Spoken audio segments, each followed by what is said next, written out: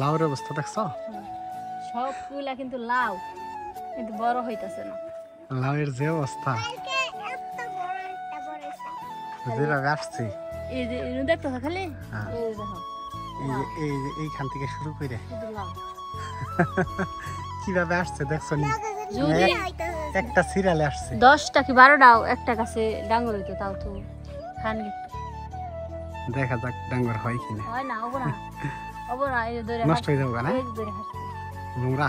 বন্ধুরা আমি খেতে বাতার সাইডে দেখা যায় পানি যাবো তাই যাও সাইডে দাও, পানি তো আমাদের খেতে শুকিয়ে আসতেছে। শুকাই গেছে গা।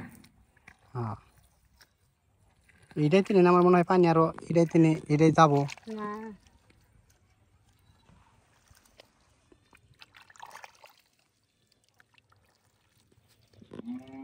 একটু পরিষ্কার করে দাও। সামিয়া কই যায়? ওই যায় আল্লাহ হু করতে যায়। দাঁড়াও সামিয়া, দাঁড়াও ওইখানে। হয়েছে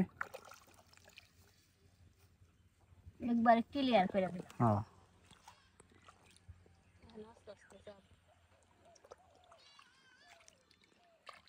বারে গেলেই হবে। যে রোদ যাইতেছে পানি তো শুকাবই।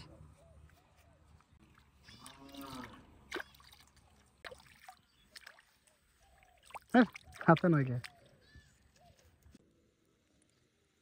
আমাদের খরগোশগুলো অনেকক্ষণ ধরেই না খাওয়া, ওদের খাবারের জন্য এখন আমরা যাইতেছি। সামিয়া, কাশি এবং বাটি নিয়ে কিন্তু রেডি হয়ে আছে আগে থেকেই খরগোশের ঘাস কাটার জন্য। আমাদের বাড়ির পাশেই খরগোশের ঘাস, খুবই সুন্দর ঘাস হয়েছে, ওখানে এখন যাইতেছি আমরা খরগোশের ঘাস কাটতে। তো ফাইনালি এই যে গাছগুলো দেখা যাইতেছে সবুজ ঘাস, খুবই সুন্দর, খরগোশের পছন্দনীয়। এই গাছগুলি এখন আমরা খরগোশের জন্য কাটবো। তো কাইটে আমরা খরগোশকে দিব। এগুলা কিন্তু খুবই সুন্দর, খরগোশ খায়। তো আগেও আমরা এই ঘাস খাওয়াইছি, এখন পাওয়া যায় না, অবশ্যই বাড়ির পাশেই হয়েছে। তোমার হাতে লাগবো, তোমার আম্মুর কাছে দাও।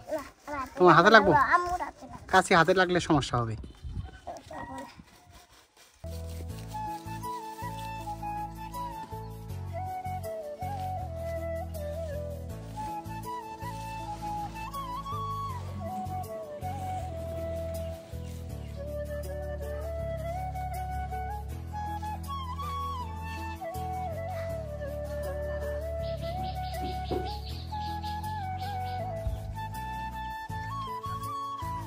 ঘাস পাইলে খরগোশ খুশি।